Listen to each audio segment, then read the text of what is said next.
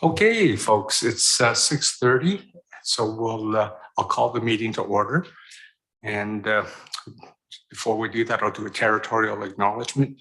We acknowledge with respect that we are meeting on the traditional territory of the Lekwungen speaking people, and we are honored to have the opportunity to build strong working relationships with the people of the Songhees and Esquimalt nations. And if I can get a motion for the approval of the agenda, and it should read, it's receipt of the near-term and long-term agendas, plus the agenda of the regular council meeting of November 14th. It shouldn't read November 7th.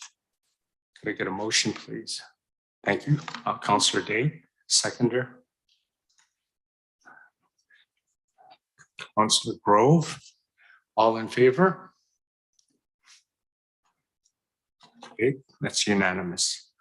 Okay, just under Mayor's message, I just want to, just a quickie here, just to thank everyone for participating in the Remembrance Day ceremonies. Traditionally, Colwood always sends representatives to VMP over to the Veterans Memorial ceremony. We have our own Colwood cenotaph, and we have rural roads. So this year, Councillor Day went to the VMP ceremony.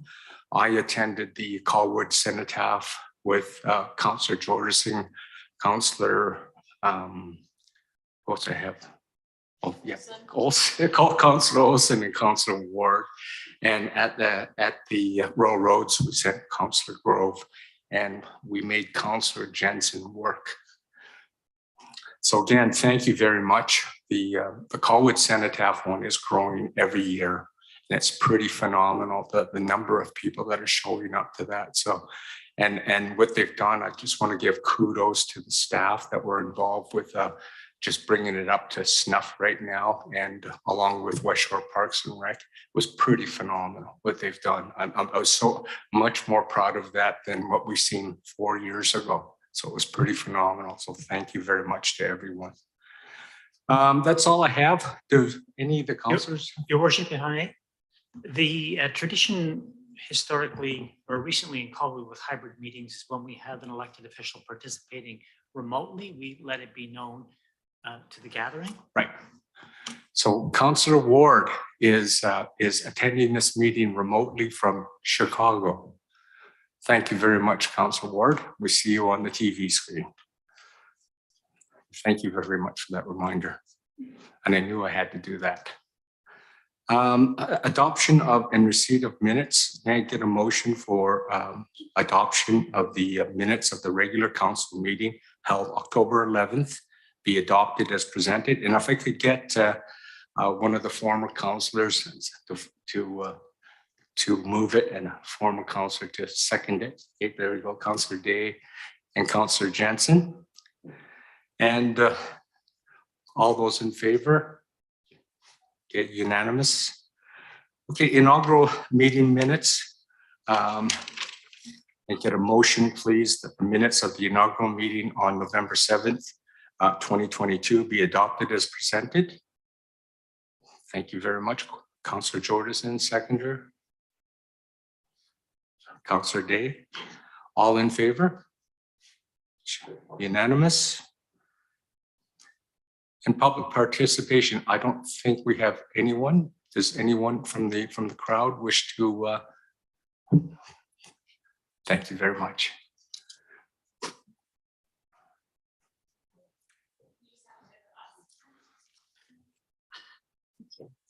Hello, my name is Carol Brown, and I am chair of CENIC, Citizens Environment Network in Colwood.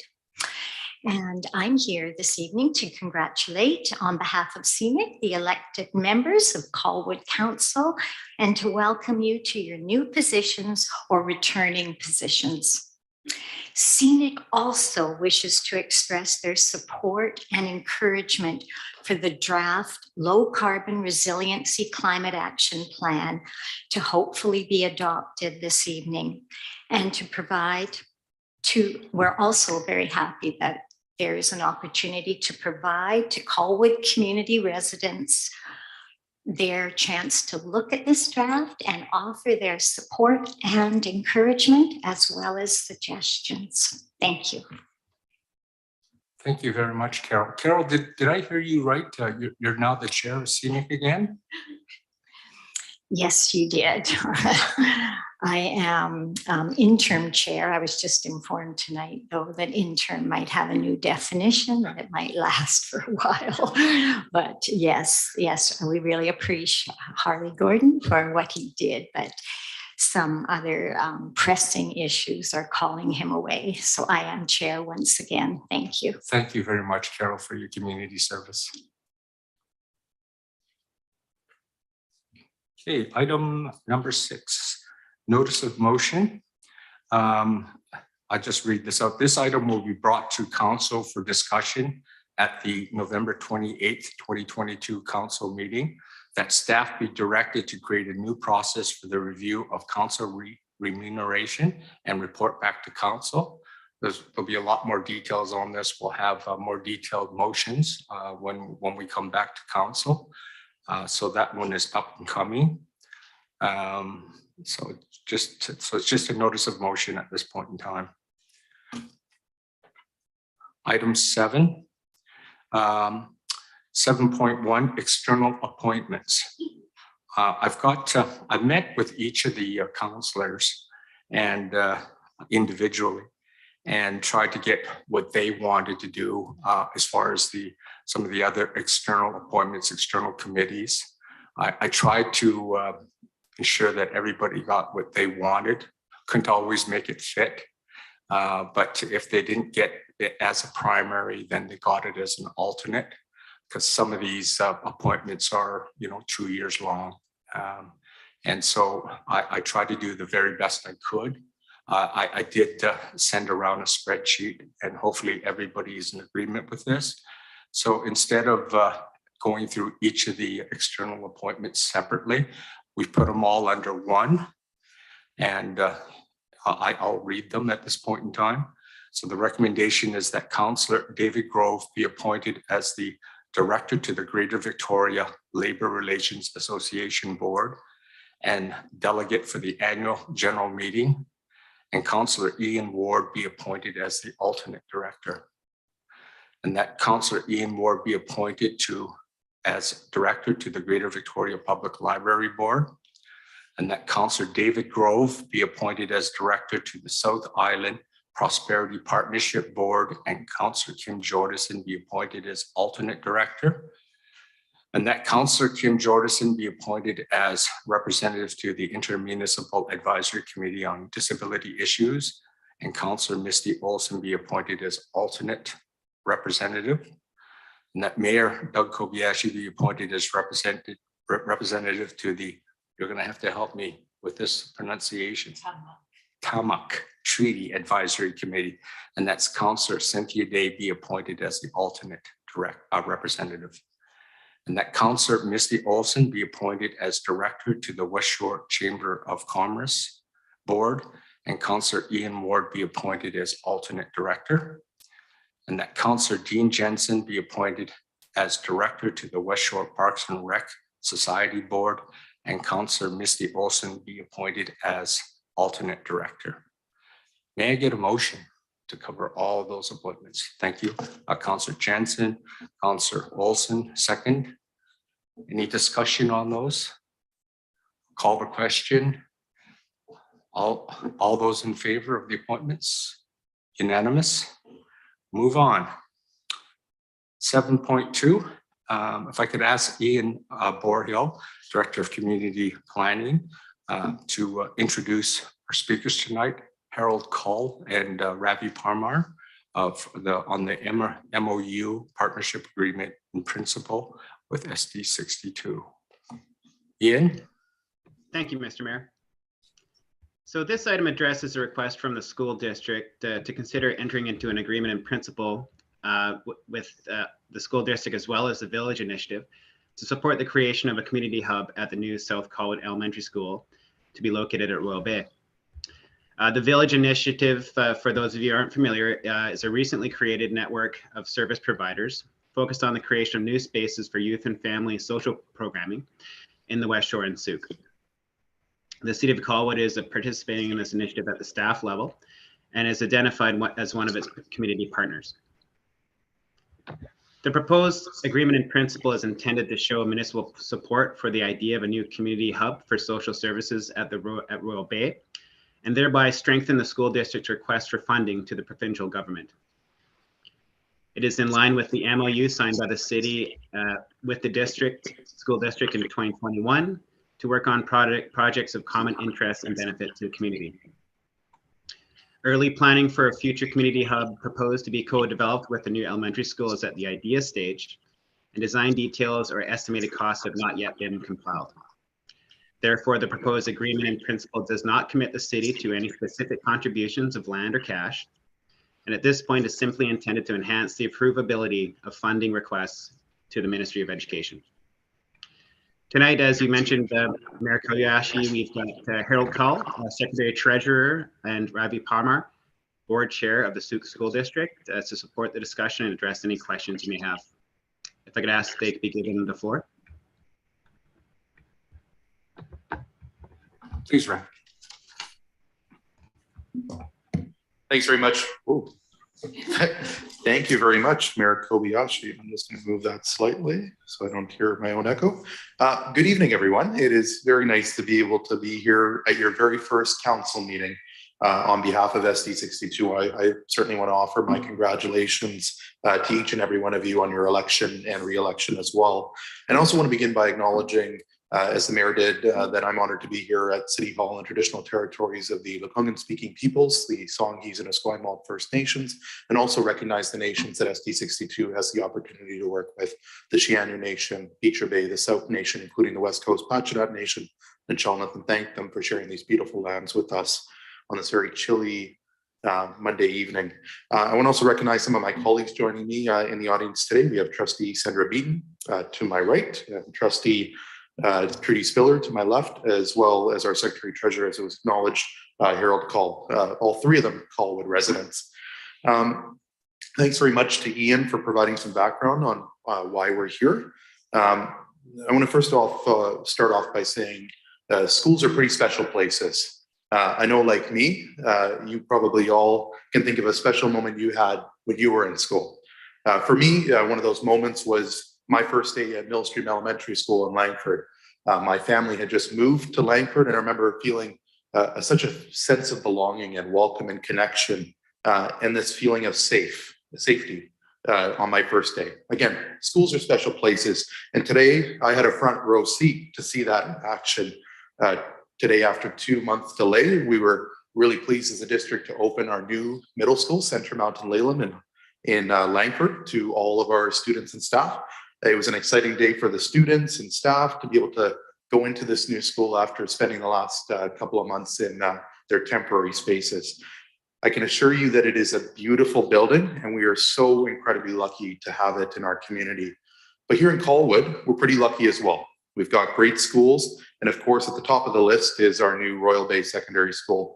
Even at the age of 7 years old, people that are building schools from all over Canada are visiting Colwood and Royal Bay Secondary School to come and take a look at it and model their schools off of it. Like I shared with you last week at your inaugural meeting, we hope to build more schools in SD62.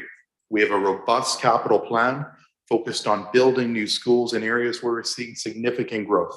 And at the top of the list is a new elementary school in Royal Bay. And we've just submitted our capital plan and are really hopeful that next year, when the provincial government releases budget 2023, and soon after, they'll be announcing a new Colwood Elementary School. 2 years ago, we purchased a 6-acre site as part of the Royal Bay development, the quarry section of the development. And what's great about this project is not only are we hoping to build a school, but we're building community. The new elementary school will be built in the middle of the development and surrounded by houses, and will act as the perfect hub for the community.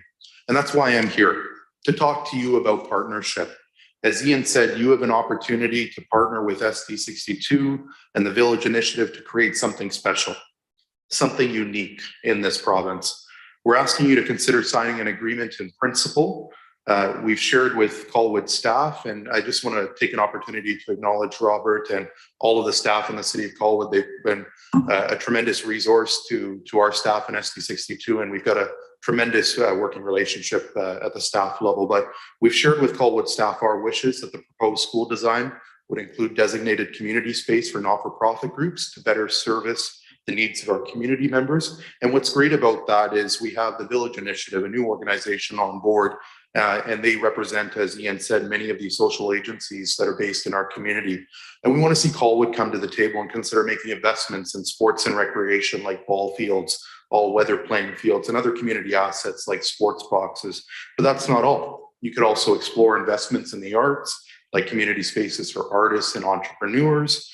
And at the end of the day, as much as sports boxes are great and spaces for entrepreneurs and artists, we're creating spaces for community to gather. What I love about Royal Bay, and again, what's unique about that school, and also Belmont to an extent and Edward Milne out in Souk, is typically when you look at a school from 8 to 4, it's a busy place. But after 4 o'clock, the lights turn off.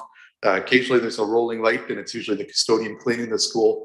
But anyone who goes to Royal Bay, I kid you not, if you were to drive by right now, it would be packed. There'd be people in the gym. There'd be people in the annex. There'd be people on that turf field that you helped contribute and pay for. It is a happening place almost 24/7. And so there's so much on the table. We are competing with 59 other school districts for provincial funding. And I truly hope this partnership gives SD62 the edge, the competitive advantage. And anyone who knows me knows that I don't like to lose. And what's great about what's before you is that it's a win for SD62.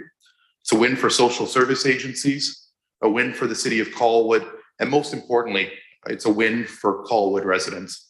For the last decade, we've developed many partnerships with the city of Langford, and now it's time with the new mayor and council for Colwood to come to the table. And you have been at the table to some extent. We've got a great partnership in terms of our MOU, and thanks to the generosity of the last Colwood Council, you provided $500,000 in funding for us to be able to rip apart that old decrepit tennis courts at Dunsmuir Middle School, and its construction's happening on it right now. And thanks to the $500,000 that you were able to give to us as part of that partnership, we're now replacing that with an all-weather multi-purpose court that is going to be not only used by our students, but also by many of the community members. And I've already got neighbors reaching out to me asking what's going on across the street and when they can get on it. So with the new mayor and council, I hope you're ready to come to the table and get good things done for your community. I'm really looking forward to working with you, and I'm happy to answer any questions you may have. Thank you. Thanks very much, Ravi. Questions for Ravi, please. Councillor Day. Thanks, Ravi. Wonderful to hear about the new initiatives. As I'm sure you know, we spent lots of time lobbying to get the original Royal Bay High School built. Many years of lobbying at UBCM and trying to get their attention. And it is also a community school that provides services. So I unfortunately don't know that much about the village concept. So I would like to learn more. And I would like to understand how it will work with the high school. Yeah, absolutely. Thanks very much, Councillor Day. You're absolutely right. Thanks to previous councils like yourself, we were able to get Royal Bay built after decades and decades of conversations and meetings with minister. And you're absolutely right. In addition to not only having a space for community and students together, we've got social services agencies like Island Health in the school. And just particularly because you touched on it, our students are being able to access family doctors, nurse practitioners, as well as school clinical social workers, as well as addictions and mental health counselors as well. And that's because of the partnerships that we've developed and space that we have for Island Health. And we're hoping and encouraging them to expand it as well, because again, as was acknowledged, Royal Bay is the largest secondary school in the island, and we need those resources.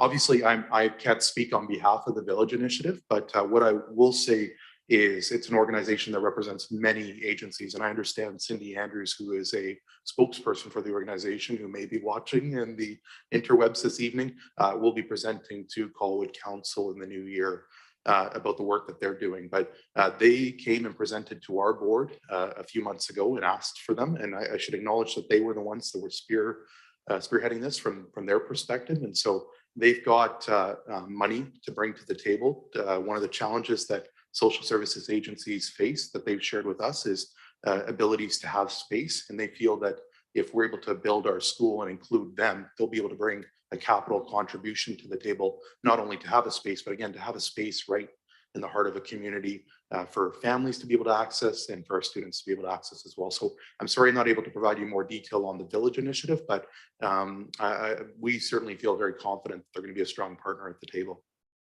That's wonderful. Just great to hear that we're going to learn more because, and once I hear Cindy's name, I know that she'll give us a great presentation and we'll all be on the same page soon. Thank you.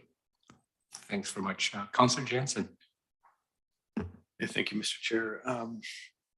Thanks for all that, Ravi, and it is exciting. Just one question for clarity's sake, and it might be a staff member that we can look to, but does signing this MOU in any way inhibit this community from partnering with other groups? I'm thinking a good example is the partnership with the Juan de Fuca Soccer in relation to the Royal Bay Fields and the money that was invested there by the soccer club to put the lights up.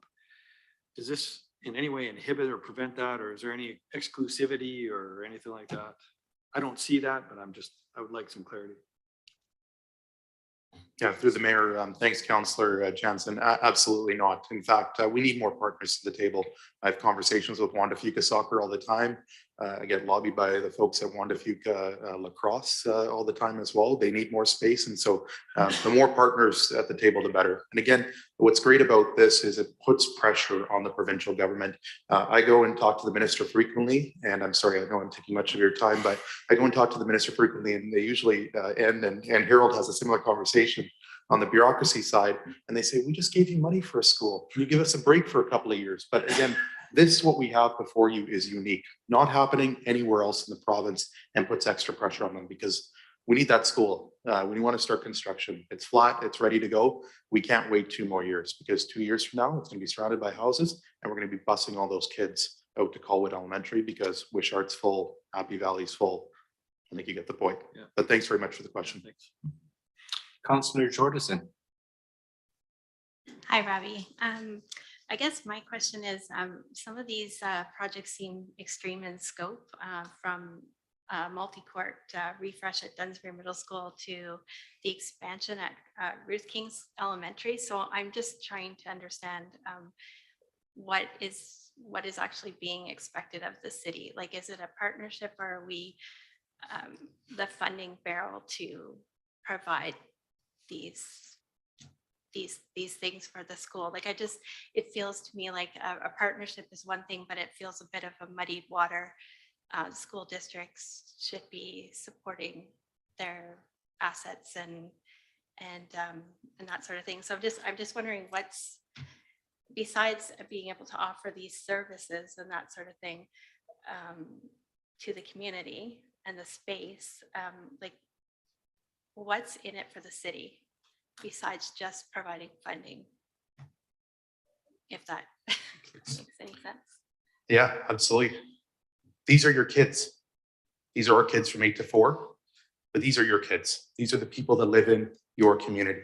And right now, in many cases in our community, they're having to leave their community. They're having to leave Royal Bay. They're having to leave the Wishart development area to be able to go to other communities, to be able to access services, be able to play on all weather playing fields. And so what I would say in answer to your question, Councillor Jordanson, is we don't have the ability to tax. And so as a school district, we have very limited resources in terms of being able to provide funding. When you look at new school construction, thanks to the generosity of the City of Langford and City of Colwood, we have turf fields, all weather playing fields because of them. If we were to put in all weather playing fields, we'd have to cut back on the construction of schools. which hurts our bottom line from a school district perspective and space perspective, and it would mean more portables at our school sites. And so the ask of you this evening is to develop a partnership to start having that conversation. It's not to ask you to bring $5-10 million to the table by any means. We know that we're about to enter a recession, and it's going to be a very challenging time for all members of our community. We also know that you may face some challenges as you go through your budgeting process as part of that as well. And so the ask is to start the conversation, because you may have an understanding of the needs of your community better than we do from a school district perspective. And so I frequently hear about the lack of ball fields. I frequently hear about the lack of spaces for entrepreneurs and artists in the evening. We know that there's a lack of space for community to be able to just strictly gather. And so this is an opportunity to be able to agree to a partnership to allow our staff to begin working together. And also, again, very unique, have the city be a part of building a school. Because again, we hire engineers, we hire architects. You have those individuals at your disposal in this building. And for them to be on the same page with us, building that school, building that community hub is so critical. So what I would say is why I believe it's so important and so unique is students and our kids, I would argue, are some of your biggest stakeholders. And it's important for them to know that their city is behind them and involved. Okay, and just a subsequent question, just how would the general public know what schools have these village initiatives and which don't? Like, just by the services that are offered in them, how would they know? Not sure if I understand the question, but do you mind repeating that? Yeah, like how would the general public know what schools have these initiatives that are with the city? Like which do and which don't? Which schools can you go and use a turf field or what have you? Like most of the time growing up as a kid, it was always the school's closed. You're not allowed to be on there. Like you can't go play in the basketball court. You can't use the facilities. How does the community know which schools are offering this and which aren't? That's a great question. Thank you. I understand where you're going with that. You're absolutely right. There is very much a perception out there that come 3:30 or 4 o'clock, schools are shut. And we as a school district need to do a better job of ensuring that all of our assets, all of our schools are available and accessible to the community. We've just taken over our leasing relationship with the West Shore Parks and Recreation. Previously, going back, I think 10, almost 20 years, they have been responsible for leasing our schools. And again, they did a fantastic job, but it was important for us as a school district to take over that relationship, start building relationships with all of the different service providers. And so what I would say, and what I can commit to you on behalf of my colleagues in our board, is if there are community organizations that want to use our schools currently, even if it's at Wishart Elementary or Colwood Elementary or any of our other older schools, we'll work with them to make it happen. We know that we've got some challenges from a union perspective in terms of ensuring that we have staff available. There's some costing perspectives, but at the end of the day, my hope is that neighborhood schools, again, will not be just structures that are open from 8 to 4, but will be accessible for all members of the public all the time. Thank you. Councillor Grove. Thank you, Mayor. And hello, Ravi. Thank you for coming in tonight to present this. It's really exciting. I think it sounds wonderful on the surface. I'd just like to know a little bit more about the different elements. You have 6 acres. So these facilities you're talking about us contributing would be on that land? Not necessarily. It very well could be on the 6 acres, but I do understand. And again, probably have to turn it back to Ian, who would be able to better answer it. But Colwood currently does have land next to the school site. So maybe Mr. Merrill, refer it over to Ian, who would probably better answer that. Yeah, I know exactly where it is geographically, but we do have 10 acres. Yes. Right. So then ongoing, the relationship we're talking about discussing is basically at this point very wide open. So all sorts of discussions about facility, could be a structure, could be a building, could be like as you mentioned, a soccer pitch, but it could be all sorts of things. I mean, the imagination is the limit. Am I taking that right? Yeah, you bet. I'll give you another example. At Royal Bay, we were lucky enough to receive Neighborhood Learning Center funding, which is about 15% extra in funding to be able to create a neighborhood learning center. Unfortunately, at Royal Bay, we have to overtake it temporarily for classroom space, but there's a conference center in there, and we hope to be able to revert that back to a conference center. There's a specific space there for West Shore Parks and Recreation, and we're looking for a new service provider there in the long-term future as well. But absolutely, again, the opportunity for us to be able to agree to a partnership that leads to more conversations, I think, is a good thing for us in Colwood. Oh, okay, perfect. I think it's really good because if you're looking decades ahead, right? So we need a really solid agreement that works and stays solid. Maintenance, equipment, upkeep, all sorts of issues and considerations, I guess, programming, scheduling.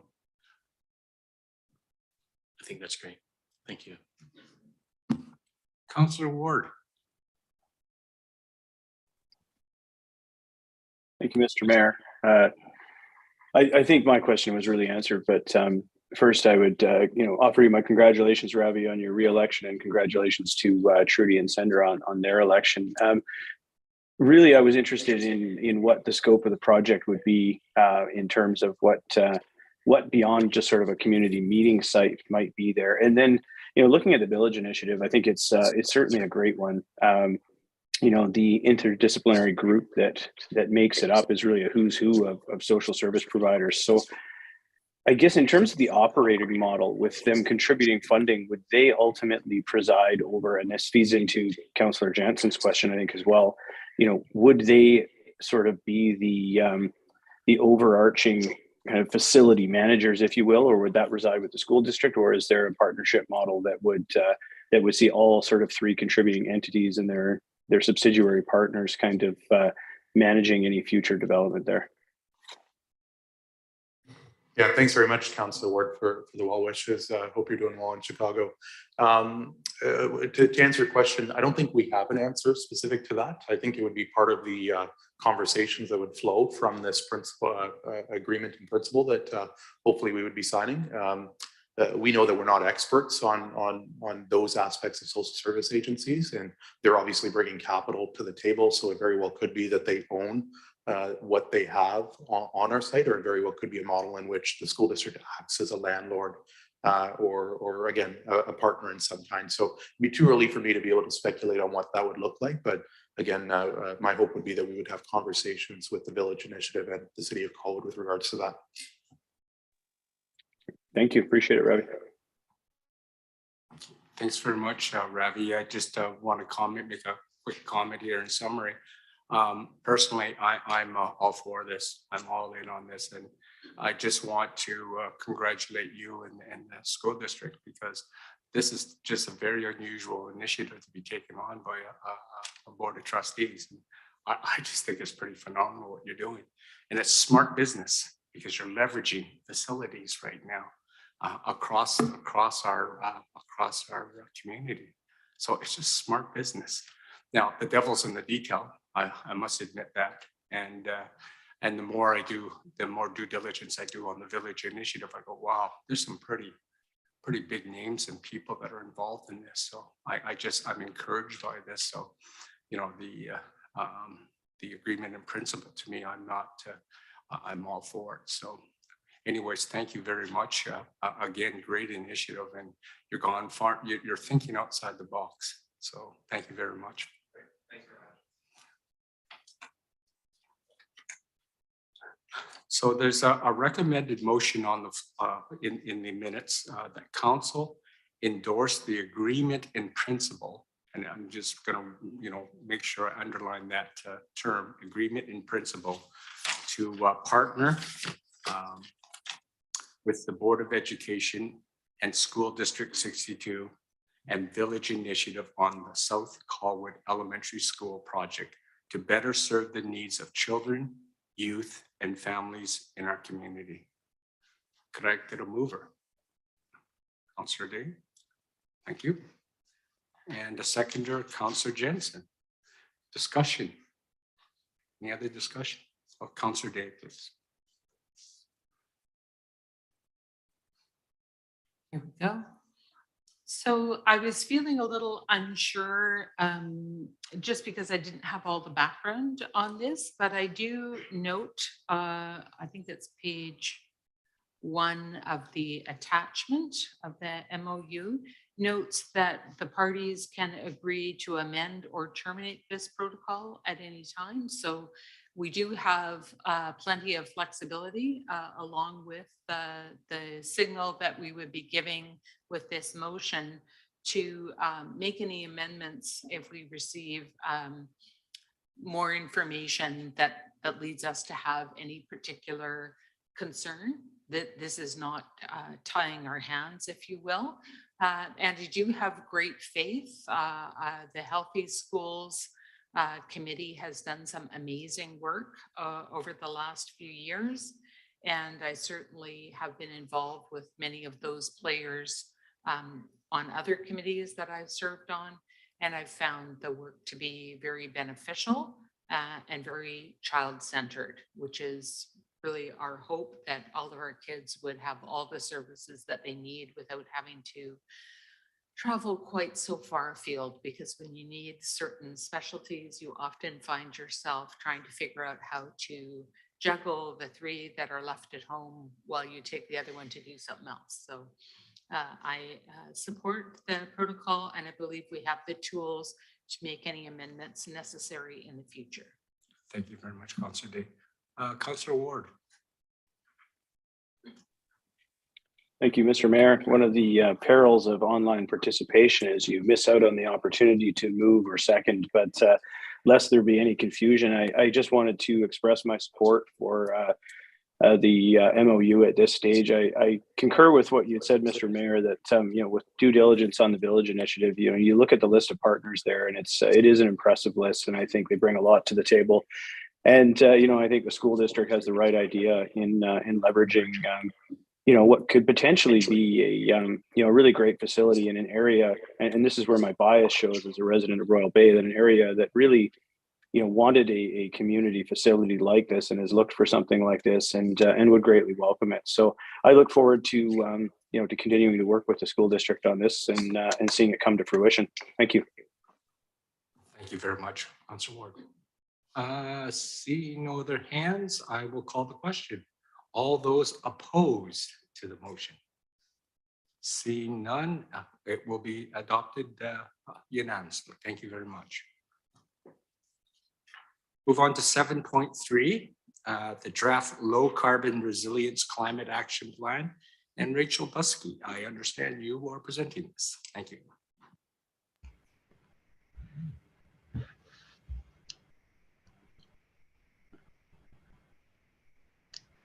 Your worship. Hi. Go ahead, Ian. Sorry. Thanks a lot. Sorry, I'm going to just kick things off before Rachel does her introduction, if that's okay. So tonight's presentation of the draft low carbon resiliency plan is the culmination of over a decade of work the city has undertaken to reduce our carbon emissions and prepare for climate change. As you will hear in the presentation, this plan proposes that we integrate climate action deeper into the core of our operations to affect community change in all areas the city has meaningful influence over. In recognition of the significant work that this will entail and the fact that time is greatly of the essence, staff will be returning with a report containing options to resource key actions called for in the draft plan in ways that will not increase the need for more taxation. We intend on bringing this report forward on December 12th, 2022, pending your consideration of the draft low carbon resiliency plan. With that, I'd like to ask that Ms. Buskey, Program Coordinator, be given the floor. Thank you. Thanks, Ian. Good evening, Mayor and Council. Thank you for giving me this opportunity to present the draft low carbon resilience climate action plan. The climate action plan is the culmination of Colwood's 15-year history working on the issue of climate change.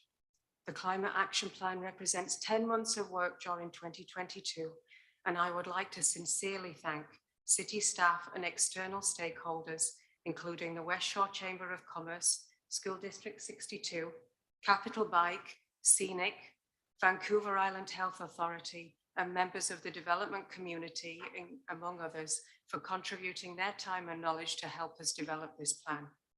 The Climate Action Plan is a substantial document and has been designed so that the executive summary can be used as a standalone section for public accessibility.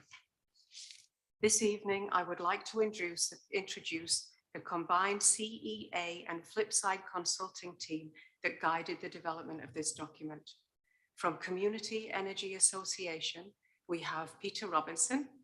Peter is the Director of Climate Planning and Research for the Community Energy Association.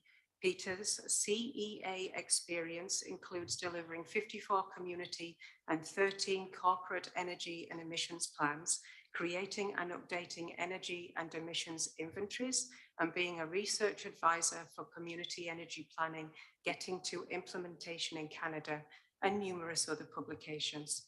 Peter has also delivered renewable energy scans, district energy pre-feasibility studies, energy efficiency retrofit campaigns, guides on energy sustainability topics, and helped BC local governments with implementing energy efficiency actions and policies in their community. Greg Dong is a climate planning specialist with CEA. Greg's primary specialization is energy modeling for emissions inventories and community energy plans.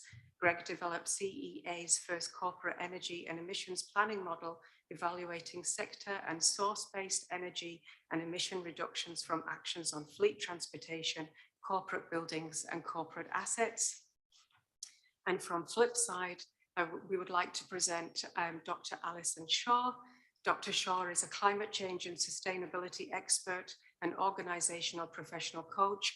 Alison was the first authorized research observer in the 2001 Intergovernmental Panel on Climate Change process, and has since been designing ways to integrate leading edge climate action and sustainability into practice across disciplines, sectors, and scales. As founder of Flipside Sustainability, Alison is passionate about tailoring solutions that make a difference and using her organizational and professional coaching skills to implement them. Alison is regularly contributing to research and is an expert on sustainability systems, low carbon resilience, the integration of climate and sustainability into decision making. So I'll now hand over to CEA and Flipside, who will present on low carbon resilience and Colwood's draft climate action plan. Thank you.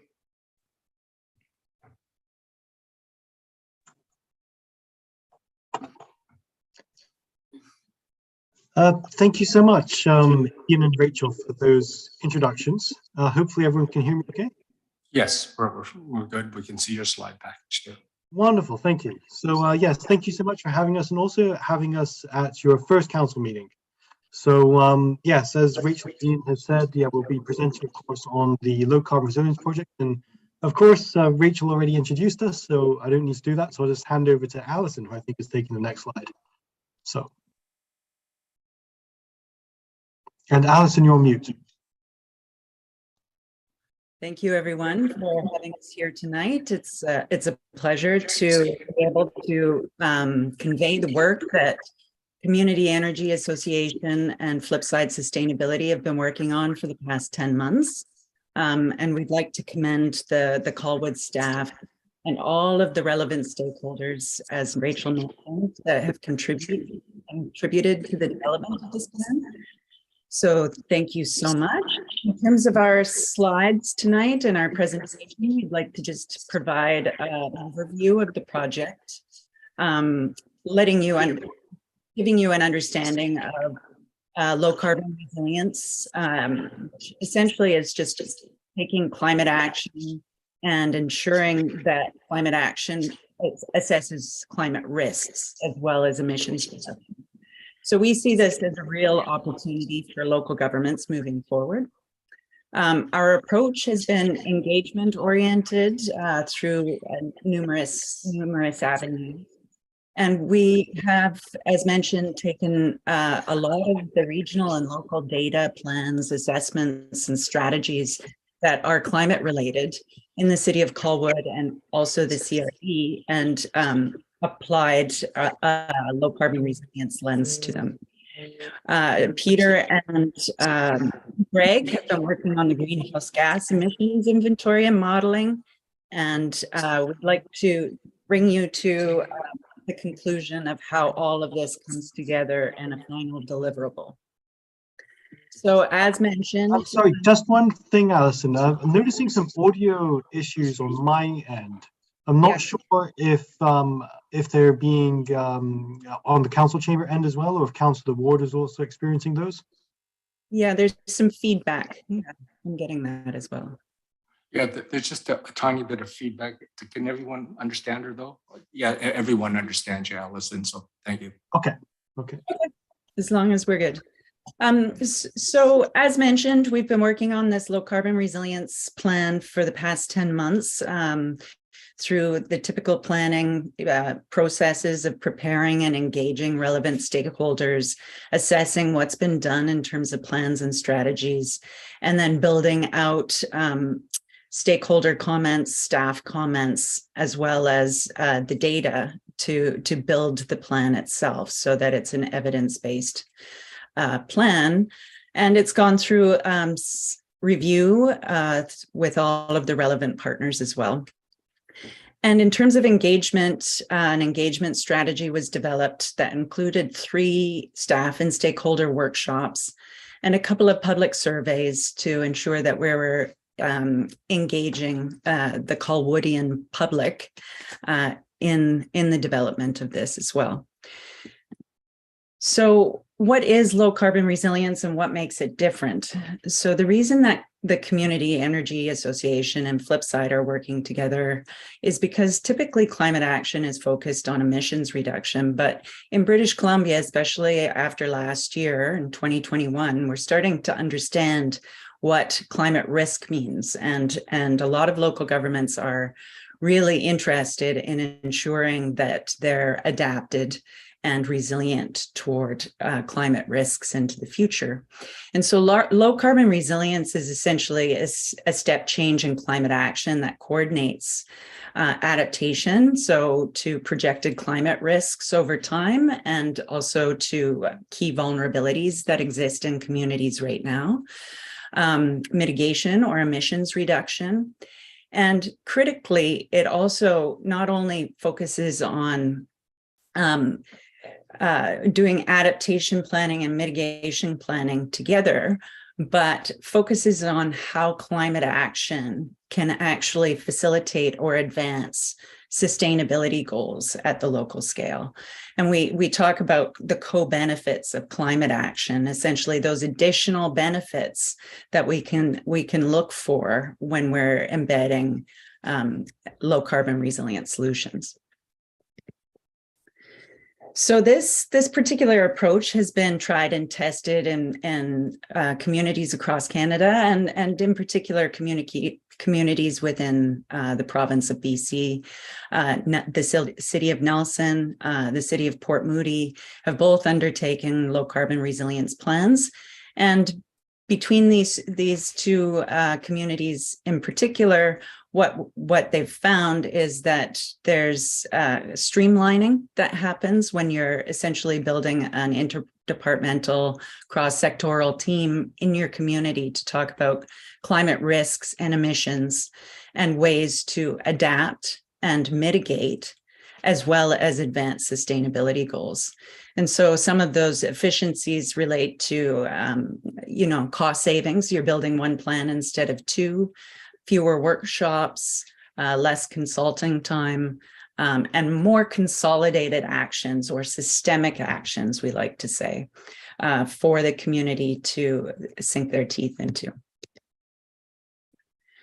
So a low carbon resilience lens is what we advocate for in city operations and decision making, ranging from corporate strategy to asset management to community planning. Essentially, it's just in every decision looking at the opportunity to reduce projected climate risks over time, to build the adaptive capacity of some of the vulnerable infrastructure or vulnerable populations within your community, to reduce emissions as well. Sometimes when we're looking for adaptation solutions, building higher walls, more pumping stations all contribute to higher emissions, which is defeating the purpose.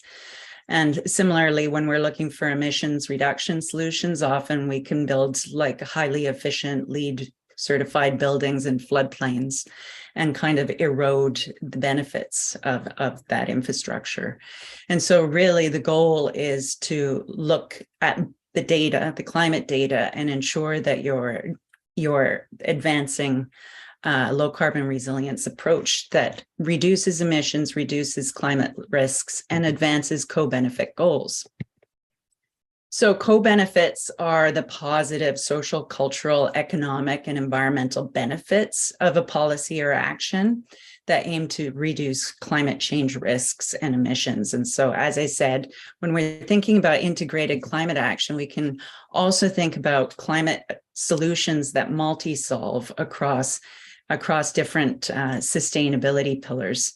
So looking for opportunities to diversify local economies or support green job creation, for instance, or support local food security, which is big adaptation in many communities across the province, as well as opportunities to reduce congestion by changing up transport and mobility options. As well as looking for opportunities to ensure that we're protecting, restoring, and advancing our ecosystems that we're all dependent on, which are projected to also experience climate impacts into the future. And so the goal really is to think more strategically and systemically about climate action and to mainstream it into our decision processes in order to advance more resilient and sustainable community. Peter? Great. And so thanks, Alison. And so it's important to reflect that climate action does not happen in a vacuum, just, on the community level. It's also supported by the provincial and federal governments. Provincially, we have Clean BC and also the province of BC's adaptation strategy. And federally, for example, we have the Pan-Canadian Framework on Clean Growth and Climate Change. And if you just click ahead one, we also have Canada's Climate Actions for Healthy Environments and a Healthy Economy, and also their pathway to 2030. They also have a forthcoming national adaptation strategy, which is coming later in 2022. And hopefully, at some point, they will create their own LCR plans as well. So next slide. Unfortunately, regionally, you're also supported on the climate action front. And so this is, you're very lucky in this regard. And we point to the Capital Regional District as an example of best practice, along with some other regional districts as well in BC. Regional District to East Kootenay and Regional District to Central Kootenay are other examples that provide this kind of regional support to their member municipalities on the climate action front. And so that supports on a whole bunch of different levels. You kind of have you can have programs that cross borders between, and sometimes, those borders are quite fluid, especially in an area like the Capital Regional District. And it can also help in terms of leveraging funding and things like that. So you're very lucky to have this, but there's also ways that the City of Colwood can kind of participate in these programs, can kind of support them and kind of enact its own policies in order to help things happen. So within the Capital Regional District, for example, has recently updated its climate action strategy, has a regional retrofit service, and also regional EV charging roadmap as well. Next slide. And so, Alison, yeah. Yeah, and so also the Capital Regional District has done quite a bit of background research on projected climate impacts for the region. And so a lot of that information is available, and this information is becoming more readily available as well through national services like the Canadian Centre for Climate Services, for instance. You can just put the City of Colwood in that website and find the types of projected climate impacts for your community. So this is readily available information, and it's only becoming more and more available and more detailed. For the city of Colwood, the projections are similar to the region, which is about 1.5 degrees increase in average annual temperatures by 2050. And so a lot of climate change focuses on global warming, or like the rise of temperatures.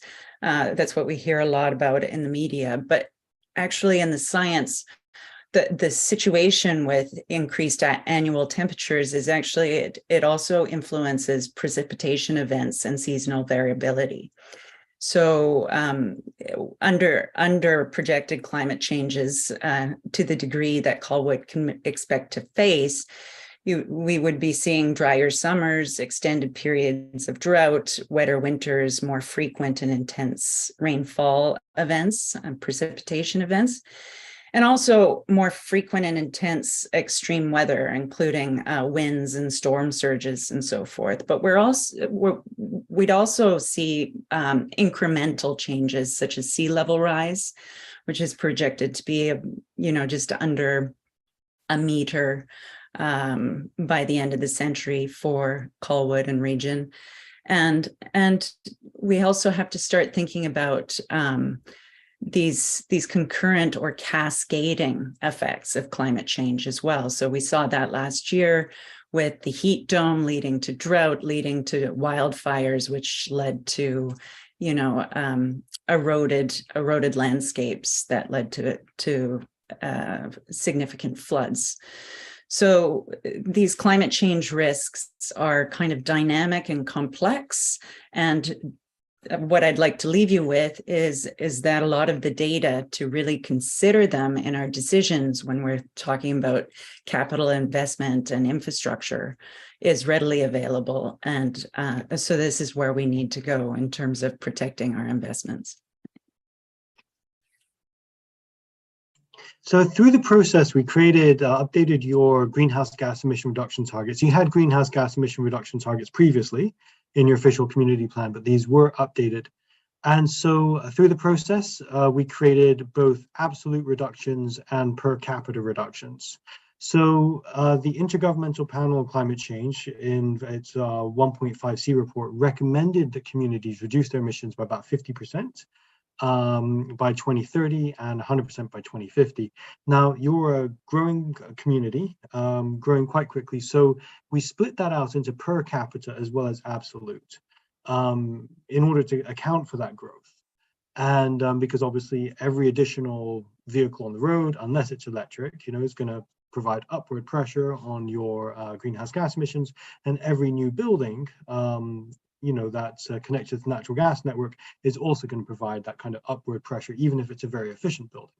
And so anyway, we split it between per capita and absolute to be fair. And so per capita, then your emission reduction targets are 50% reduction by 2030. But for the total emissions, then it's 30%. But for both per capita or absolute, it's 100% or net zero by 2050. Next slide. Greg. Yes, thank you, Peter. So this is a relatively new this picture here that you see is a relatively new type of way of showing the relative cost of implementing different climate actions versus doing the status quo. So basically, this represents all the 19 actions that we've outlined in the plan and shows you how this would relate to doing the status quo. The main takeaway here that I want you to look at is 16 of the 19 actions here represent a cost savings. So anything that's below the zero line is a cost saving. Anything that's above is an additional cost. And we've normalized this on a per ton avoided basis, per ton of carbon dioxide avoided. So the main thing here is that not only is climate change important, but it's actually it can be an economic benefit as well. And this is something that I'm sure a lot of you will be considering, especially, as regards to the question of, is this something that we should implement financially, or is this going to be a detriment? And what this curve shows is that the vast majority of climate actions in the plan will actually be cost savers in the long run. Next slide. And maybe bear in mind also, we were quite conservative with some of our numbers. So for example, organics diversion, we weren't able to, because it's quite difficult to take into account extending the lifespan of the landfill, for example. There's many examples of actions where we couldn't take into account all the possible benefits. So in fact, in reality, these numbers are probably better than what has been portrayed. So this slide here represents Colwood's emissions profile, greenhouse gas emissions profile, up to 2020, as you can see here there by the big dip. And also we're projecting out towards 2050, what the emission profile will look like within Colwood based on different sectors. So you can see vehicles, buildings, waste. There's one called other buildings, so that's more industrial processes. Off-road transport, so that's marine, aviation, and ferries. And also IPU, so that represents industrial processes. And one thing to note, obviously, besides the big dip in 2020, obviously because of the pandemic, you can see that if you weren't to do anything, you can see by the green line there, the GHG target line, which is a 30% by 2030 and 100% by 2050, that you wouldn't have hit that target by 2030. You'll also see that the passenger vehicle line does come down significantly towards 2040. That's due to the federal government's zero emissions mandate by 2035, such that 100% of passenger vehicles by 2035 sold must be electric. So that's why even without doing any actions, you will see those reductions. But of course, there's other things that can be done. Next slide. Yeah, so basically what we're showing here is if you were to implement all your actions, you can see there about the 2030 line. Greg, can I just interrupt you for 1 second? Do you want questions as you're going along, or would you like prefer us to ask questions in the end? I think questions during is good because they're fresh, so we can go with questions as we go along. Yes. Oh, there we go. Sorry, I was looking at your previous slide and I don't know what BAU stands for. Oh, that means business as usual. So in lieu of doing anything, basically. Okay, great. And sorry about that. There was a few terms on your abatement cost curve that I just I was trying to understand.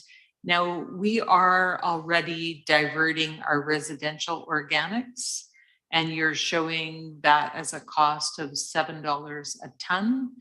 I'm just not quite understanding it. It is extending the life of our landfill, and it is mitigating issues with the methane at the landfill. So I'm just wondering why it's a cost. Yeah, so as we mentioned, Peter mentioned before that we weren't able to capture all the costs associated. We had to try and generate what we could with the information available. So as we mentioned, they were quite conservative estimates. I'm sure that if we were able to include that information as well, that would knock down that $7 possibly into something which would actually save you money as well. Great. My rest of my questions I'll save till the end. Okay.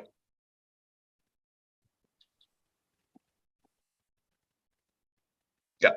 So this slide here basically shows what could be done and what could be done with regards to the actions and what that would actually how that would actually show relative to the targets that you had set out, and also what is remaining.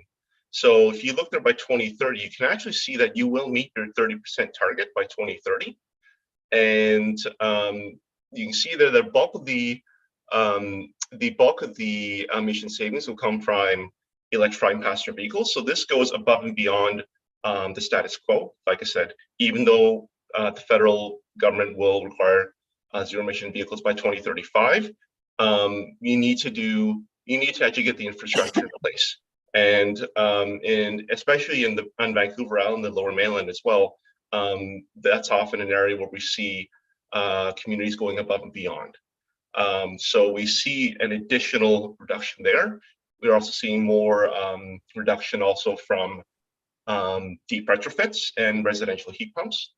One thing I want to note by 2050 is that even though you can see there's a significant portion of emissions that were not able to be reduced at that point, I wanted to highlight the difference between what we call influenceable carbon liability and non-influenceable. And the majority of that being non-influenceable, the majority of that comes from commercial vehicles and large industry, areas that the community or the municipality would not have direct or even remote control over. That's something where you would need buy-in from those particular industries as well as other orders of government to make that change happen.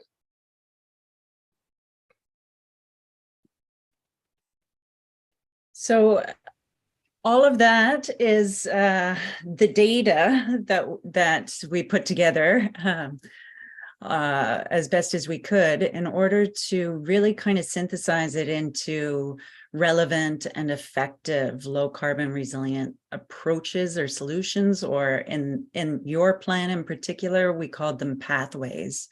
And there's a reason that we did that. A lot of municipalities, when they do climate plans, they do them by sectors. So the transportation sector, the building sector, the waste sector, and so forth.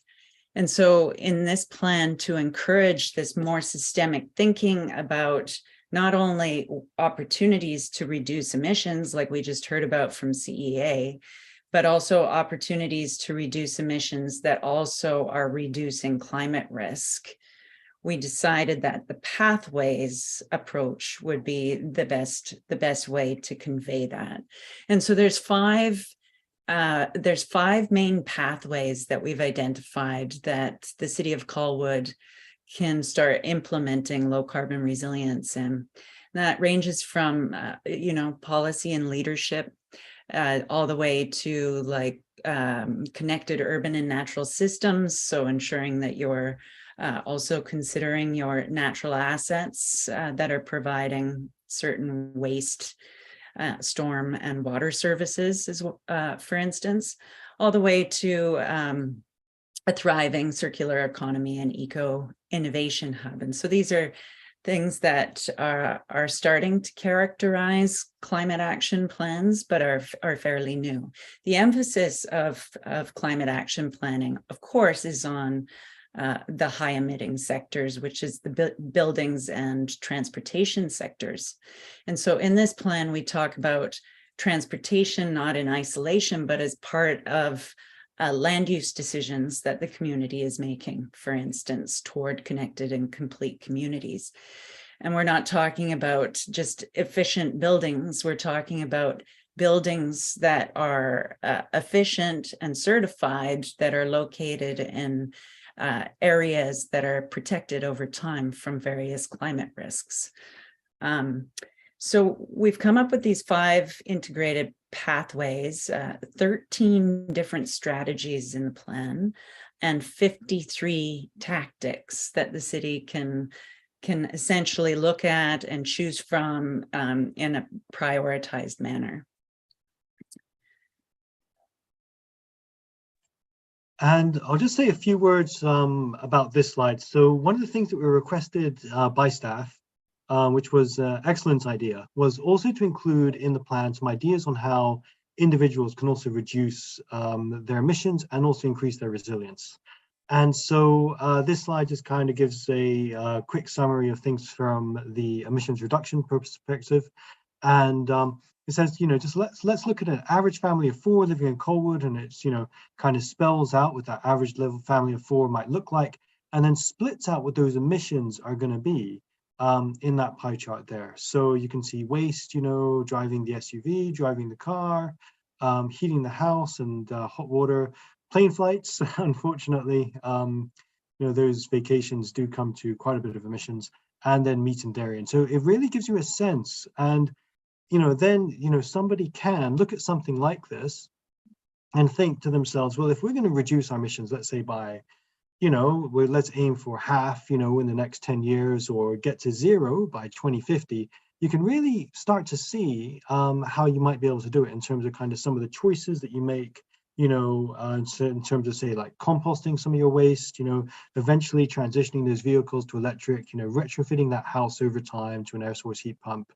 And hopefully also some low carbon travel will come along in the future as well.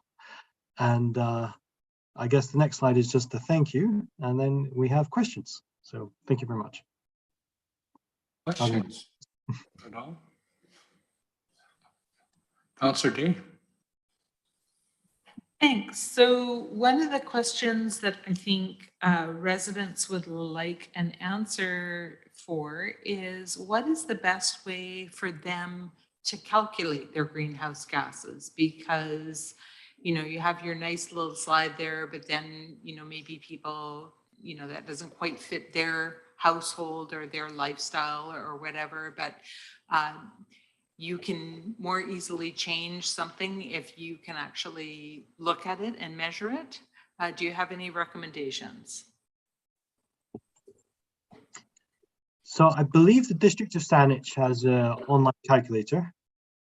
And also BCIT are working on one which is also going to be more comprehensive and look at embodied emissions as well. So for example, the emissions associated with buying clothes, for example. And in your slides, you mentioned RNG procurement, and I didn't know what that was. Renewable natural gas. So that was in the mitigation abatement cost curve slide. And that was referring to the city of Colwood purchasing renewable natural gas for its own corporate operations in order to make itself carbon neutral. So it's something you could do, but it would result in a net cost to the municipality and to the community then as a whole in return for saving those emissions. You'd be better off looking at retrofits and air source heat pumps and things like that in order to achieve those reductions and at the same time save money. Okay. And natural gas has maybe some other associated issues with it. So it just seemed odd that you were picking out natural gas as for a family of 4 in Colwood. I could be wrong, but at least the older homes in Colwood are mostly heated with oil or electricity. There's been a lot of retrofits here, of course. You also had pathway 4 in your slides about the connection between nature and urban. Perhaps it's like your second last slide. There it is, the planned pathways. And I just wondered if you could explain how that benefits the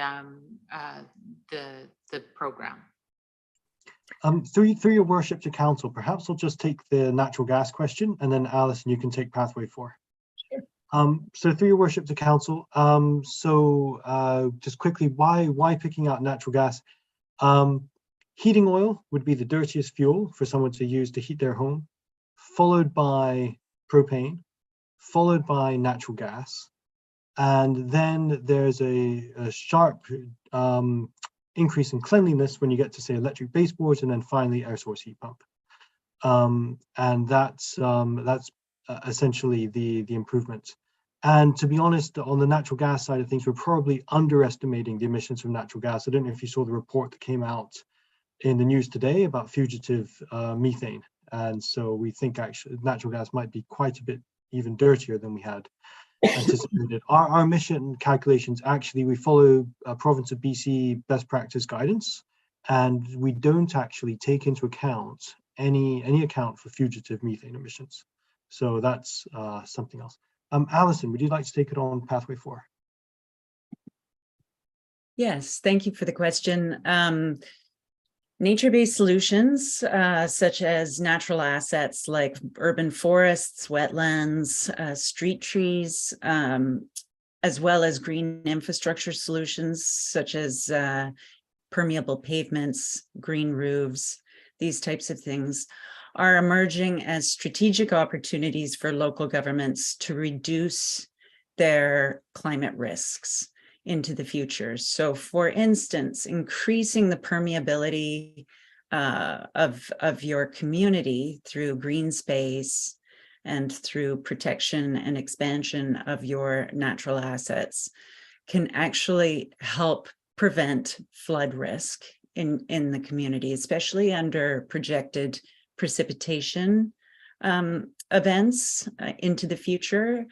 And the reason for that is because there's a lot of ecological research that showcases how root systems, whether it's root systems in rain gardens and vegetation in rain gardens to root systems in forests, actually can absorb and retain water really effectively.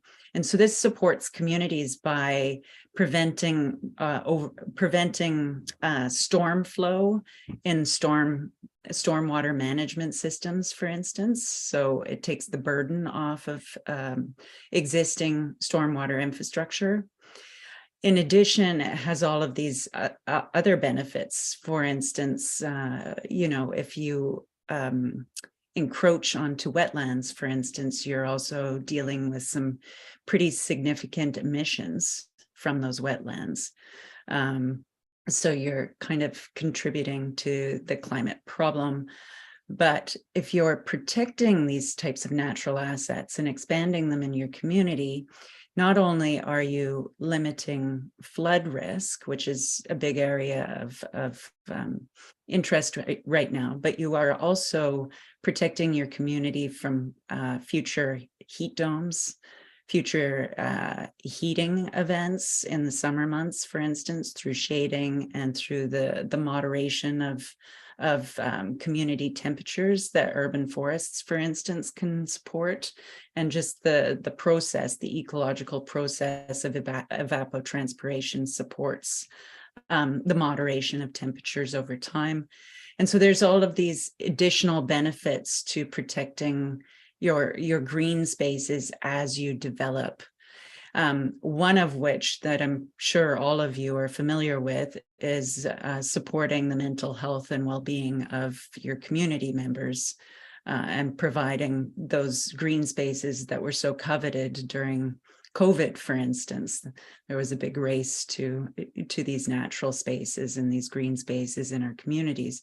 So that's the point of connection for Pathway 4, is to look at opportunities for nature-based solutions to reduce Colwood's risks to climate change, such as flood and heat, but also wildfire and drought as well. Perfect, thank you. Councillor Grove. Thank you, Mayor. Wow, okay, so I'll make a few comments. I think just off the top quick, this is a huge thick stew of work to read through. Took a lot longer than I thought it was going to.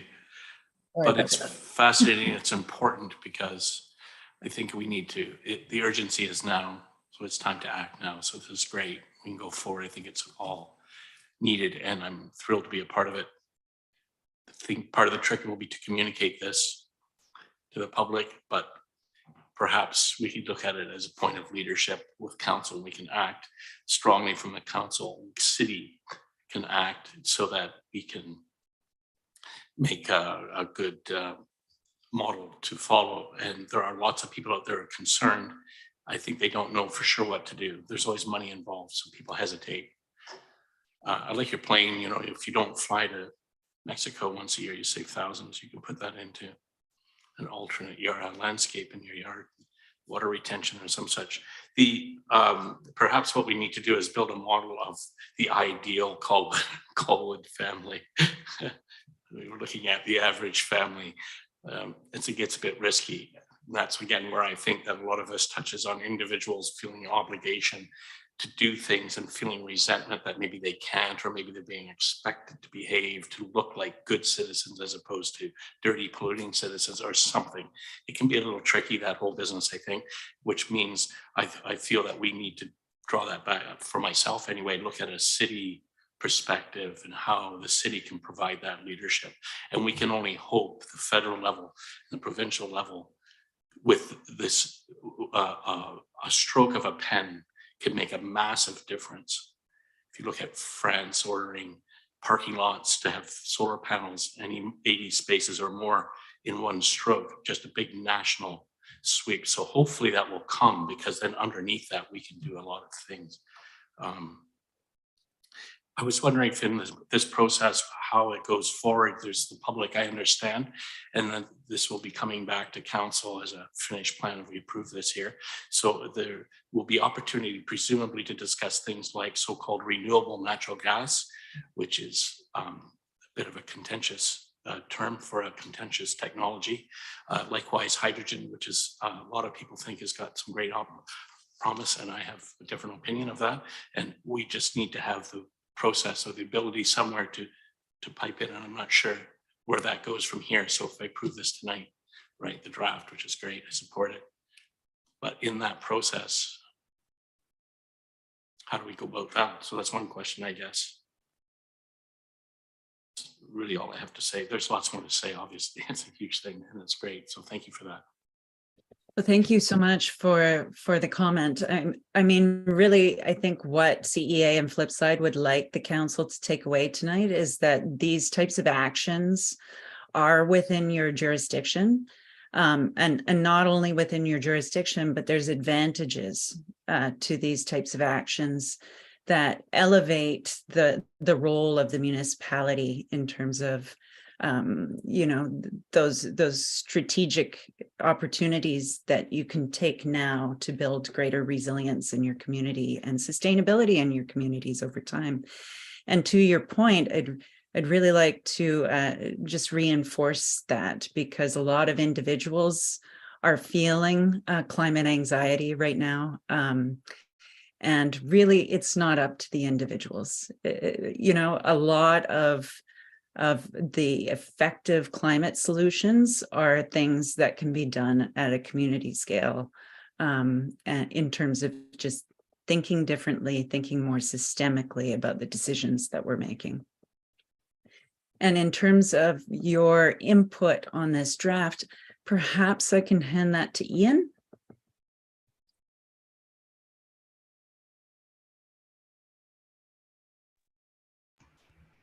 Thanks for the question, and through the mayor. So the recommendation from staff at this point is for council to consider endorsing the draft for the purposes of seeking stakeholder comment and public feedback. So we would be with a resolution from council going forward to the public via our Let's Talk Colwood webpage, and direct contact with the stakeholders that are involved in earlier phases of engagement. Through that process, we can certainly involve council, and if there's any specific comments that members of council would like to make, we can take those as part of that process. And once we conclude the final stage of consultation on the draft, we will be bringing back a what we heard summary report with any recommended revisions to the draft for consideration of adoption.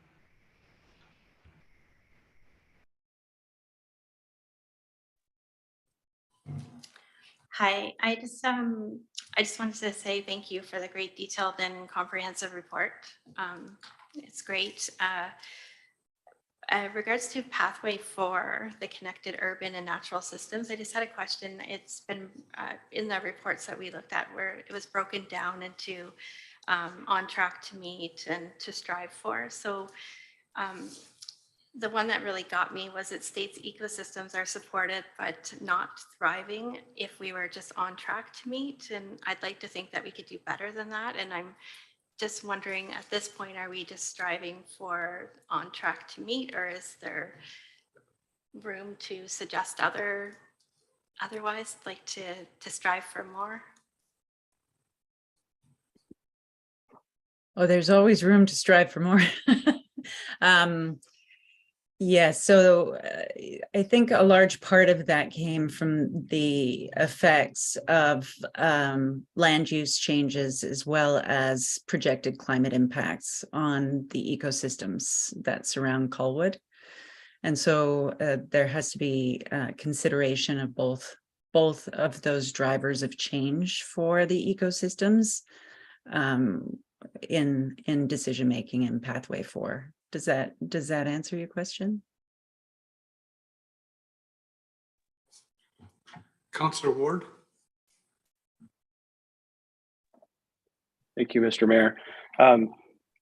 I liked the comment, certainly, Allison, that it's not up to the individuals. I think, very supportive, and I think there's some great information here. I'd put that out first, but my concern, if I go back, just a few weeks to being a cynical citizen, is that, the perception of politicians speaking about climate change action and downloading it onto the individual isn't always well received. You look at the 400 private jets coming into the United Nations Conference on Climate Change and how well that resonates. And I think in this region, from my perspective, I look at your slides and we look at electrifying transportation, for example. We've had successive, governments year over year of all political stripes, quite frankly, that have, continued to punt that problem forward without any real solution. So I would just caution that I think when we move forward with the plan, that, as you say, we do it at a municipal, at a regional level, and talk about more macro type actions that we can do versus simply telling people not to go to Mexico. And I know that's not the message, but sometimes I think we have to guard against that cynicism if we want to affect real change. But thank you, great information. Thank you for the comment. Thank you very much. I guess I can end up with the comments. Oh, Councillor Jensen.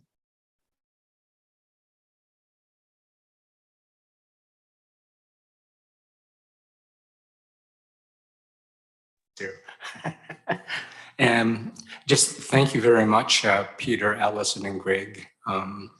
Allison, you're a very pragmatic person, I must admit. This was a really good report. I learned a lot actually reading this report. One of the questions I do have, though, it just seems like we have all these goals, and then we go year over year, and we're not measuring ourselves. I don't know if you feel that way. And I don't know if we're succeeding or not. I mean, is there somewhere where you can help us with this? Like, if this is such an emergency, why aren't we measuring this? Why isn't this, flashing lights? And, are there some simple measurements so that we can actually see the success of these plans that, that you have formulated here? So I look at the numbers and I'm going, I wonder how difficult these are to generate, or are there other metrics that we can use just to see how we're progressing? Are we going to meet the 30%? Are we going to meet the net zero? I mean, I have no idea, because we tend to get these reports and they're going to go into a binder someplace, and the next time we see these darn things, we're going, oh, geez, we're not going to meet our targets here. So I'm just making this comment. Is there a way to get around this? Are there some simple metrics that we can use? Well, I'll begin there and then pass it off to Peter, because I know he has lots of things to say in this regard. But thank you so much for the comment. It makes me so happy. In fact, I built my entire business, Flipside Sustainability, around trying to ensure that plans don't go on shelves, but actually get implemented. So you're speaking my language, and I really appreciate it. This is a plan that has some implementation details associated with it, but not the type of detail that the city would need to move straight into implementation. And so one of the future things that we'd love to do is actually develop a more detailed implementation plan for Colwood with those types of indicators that you would be using to monitor success. So a lot of the work that we've done here has already evaluated Colwood's baselines in certain areas. And so you know, in order to monitor performance on those baselines, you'd need to know what to observe and what to evaluate moving forward. So that's where I'll end that. There's real opportunities in all of the pathways to identify priority indicators to monitor, to see whether you're having performance success, both qualitative indicators, and Peter can talk about the quantitative indicators because they're often associated with the emissions reductions themselves. So just some examples of quantitative key performance indicators. We do have some in the plan. So for example, under pathway 2, examples are reduction in the, so for example, number of public e-bike chargers, number of and per capita insurance policies in force for electric vehicles, which is publicly available data from ICBC, and number of and per capita public EV charging stations in the community, which is data which can be publicly available from PlugShare. So just a few quick examples there of things that are very easy to track and that are provided in the plan for some of those key pathways. And it's also worth mentioning that, and Greg can talk about this this more if you'd like some more detail, but there's the Capital Regional District is also paying for community energy emissions inventories to be created and then regularly updated for every municipality in the Capital Regional District. It's one of the services they're providing, and that is what we used for this plan. And so there were 3 years of inventory data. And that's how we know that there was the 2020 dip due to the pandemic, is because that was one of the years. And if Greg is able to provide more information on that, if that's of interest. Yeah, so the 3 years that we were able to assemble, or that was in the report, this is a report done by Stantec. One was the baseline 2007. There was one done for the 2018 year. And of course, this most recent was the 2020 year. And I believe that came out early 2022, I think it was. So you'll actually see these inventories coming out. I'm not sure as to the frequency, but so you might want to chat with your friends over at CRD about that. But I would say every 2 to 3 years you should see some indication as to whether or not you're starting to hit your targets. And again, those key performance indicators will be worthy to look at on a local level to see, whether or not those particular indicators are being met, and if you're seeing any progress in that result in that vein. So Ian has his hand up. Mr. Barhill, do you have something to add? Thank you, Worship. Just to add to the comments that staff have identified the need to better report on the metrics that we do have. So we are in touch with our colleagues at the Capital Regional District, and our plan is to elevate to council on an annual basis, not only our corporate emissions inventory, which we have been doing, but also our community level emissions inventory. So that's going to start happening in 2023. Jan. And one of the things that I'd just like to reinforce as well is the understanding of a risk and vulnerability assessment, this formalized assessment process that was started in Colwood, but requires a lot more detail as well in terms of better understanding the climate risks associated to infrastructure, populations, and ecosystems within the city itself. And so performing a risk and vulnerability assessment provides a lot of that baseline data that you can evaluate moving forward. Things like, for instance, Pathway 4 was a big topic of discussion tonight. So things like proportion of land cover change, increase in land cover, for instance, increases in permeable surfaces per hectare. These types of indicators are used for that pathway.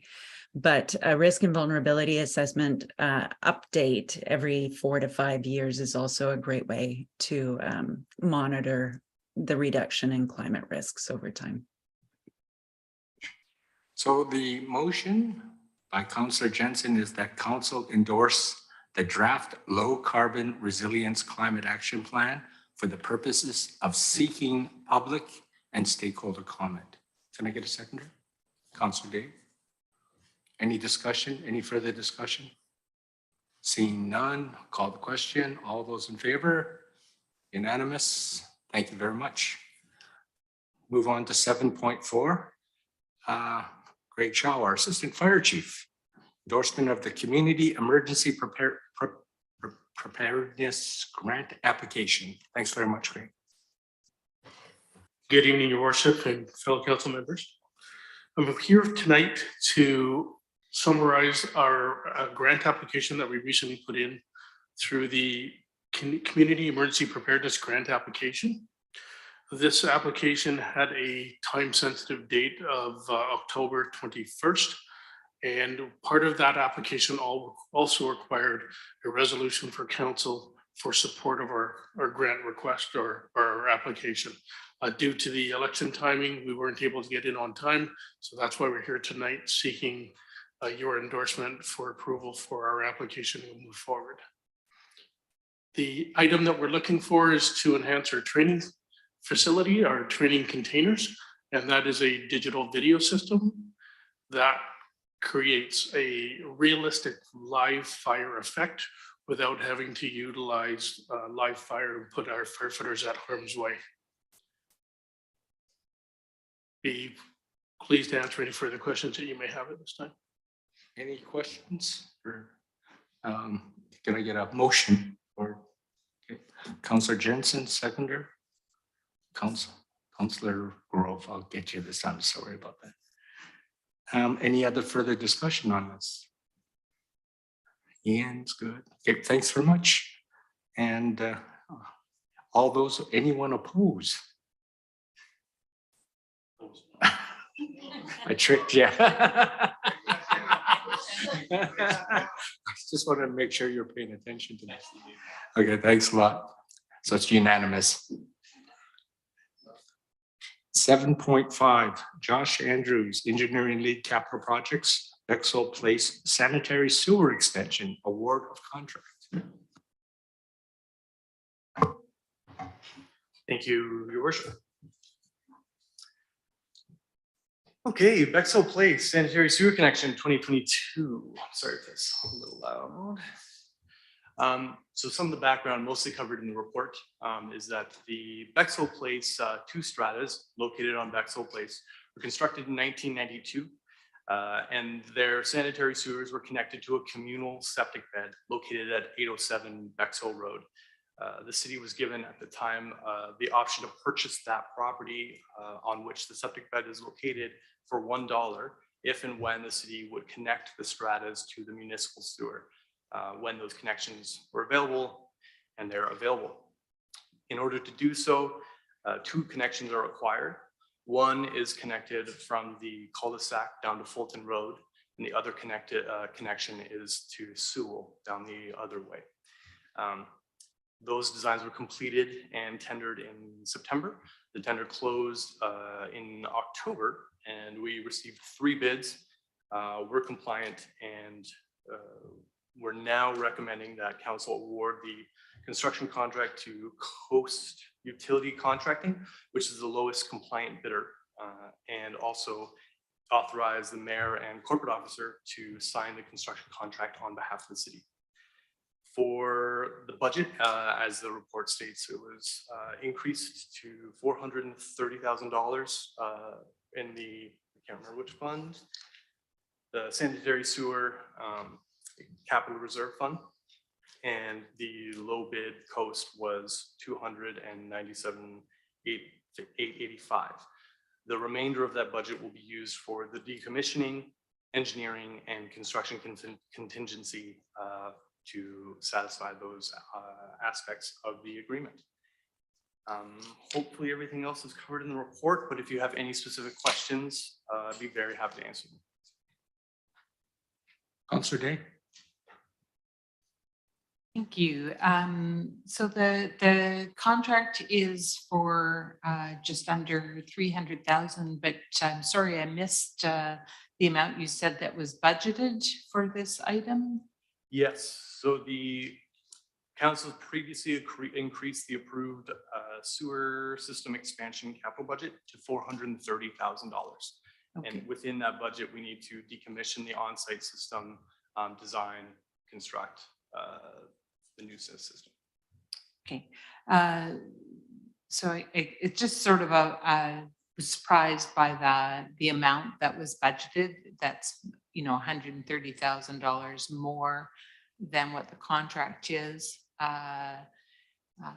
But that's not really part of our motion here tonight. So I won't belabor the point, but hopefully we could find out at a later date a little more information about the $130,000, how it's being used. And, you know, we just don't really have any information on that right now. Well, I can certainly return to council with more information, but I can tell you already some of that is tied up in the engineering contract with McElhaney. Some of that is the construction contingency. So we always carry it. We'll try to always carry a contingency for any construction unknowns.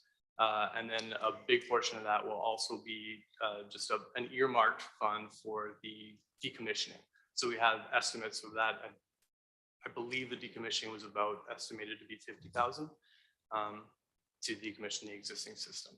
So all of those are included in that $130,000 additional amount. Perfect. Thank you very much. I'm happy to move the recommendation. Thank you. Mr. Jensen? I'll just second that, get the discussion started, your worship. Thank I you. shall open it up for discussion then. This has been a long time coming. Thanks so much, Josh. And I know that there are several residents up there that are very concerned about the state of their septic field. We heard some of them in chambers, and I do believe this is a big step forward. And having been up there and walked the actual space that's going to come to this community for $1, this is a gem. And for the small investment that is our portion of this contractually, I think is money well spent. We couldn't purchase that land up there for this amount of dollars. So I encourage members of council who haven't or are unfamiliar with this area to go up and actually walk it. It's quite something. It's being used as a huge green space already by neighboring streets. So thank you. Just a couple of questions. I think Councillor Day hit on part of mine. I made a note that I didn't see a contingency. Usually we see a contingency, but I think you've explained that well enough. I did make a note here saying I kind of tongue in cheek. I wondered if this was a Class D estimate or not. I realize it's a contract, so it's not, because I hate the word Class D estimate. It's really drives me nuts. Can you speak a bit about the dry lines that are in there? I thought I'd heard in the past that there might be some concerns with some of the dry lines that we're about to use. Do I recall correctly that there was some work that needed to be done? So it depends what you mean. Of course, so this was planned for ahead of time. And when they installed the full, the community, they had installed some dry lines that cut through some other properties and through some easements or stat right-of-ways that allow us to connect without digging up too much of people's properties and makes it a little easier for us to do this project. Those dry lines were, we inspected everything we could with video. Recently, some of the easements behind a couple of the properties might need to be addressed. So that's included. Most of those are included in this contract and in this construction. Some of them behind, sorry, I'm thinking of the Sewell Close connection, had some flooded pipes. So those pipes need to be replaced. Thank you. And then the remediation, it doesn't specify if we're going to do the work on the remediation side or the decommissioning. side, or are we leaving that option open? No, so we're required to do the decommissioning part. That's not included in this award, but we're going to work with a more specialty contractor that knows the system to take care of that. I think that's about it, but also, does this, I think I know the answer already, but this doesn't speak to every home up there, does it? There's a couple of wayward homes at the end of the street that we still have to work at addressing, is that right? There are 3 properties on the cul-de-sac that are currently use grinder pumps to pump up and into the system they're using. Those grinder pumps can continue to work and pump into our system. They're private grinder pumps that are occasionally used when homes are built and the basement or something is lower than the sewer that's in the road. You need a pump to pump up to it. So that's how these homes were designed, and that's how they were designed to function, and that's how they're pumping into the current system. The caveat is that these homes do have, and there is an easement in the back of the property that could allow them to connect to our new gravity sewer without having to use those grinder pumps. And so we are currently working with the strata and with those properties to see if we're able to provide those without too much stress. Interesting. So would that be on our dime, or would that be a homeowner responsibility? Or? Well, we're negotiating and working with the strata to come to an agreement that's within budget and doable.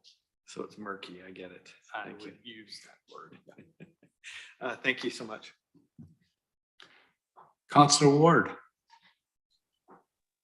Thank you, Mr. Mayor. I have also, much like Councillor Jensen, have spent some time up there, was invited into some homes there and spoke with strata members and residents, and their belief, I can't speak to the history behind it, was that more than just an option to buy this property for $1, that this was a commitment made and not kept many years ago. So I think it's going to be received very positively from the folks up in Bexhill, and as Councillor Jensen said, the property that Colwood stands to gain, the value of that, regardless of whatever future use we find for it, is significant. So it's a step in the right direction, and I certainly support it. Thanks very much. We got a motion, we got a seconder. I'll call the question. Oh, whoops, someone else. All in favor? Okay, it's unanimous. Thank you very much. Motion passes. Thank you. Last item, 7.6. Call on Ms. Lalonde, Manager of Corporate Services, 2022 municipal election results. Thank you, Your Worship. Within 30 days after the declaration of the official election results, which was done on October 19th, the Chief Election Officer, myself, must submit a report of the election results to the local government. The report includes a compilation of the information on the ballot accounts for the election. This year, the percentage of eligible voters who voted was 25.20%. And also this election included our youngest residents in the Kids Vote for park equipment to be installed in our parks. And this new initiative was well received. This is just for information only. Thank you. Thank you very much. Is there any other business? There being no further business, I'm going to adjourn the meeting. Thank you very much. No, I don't. No.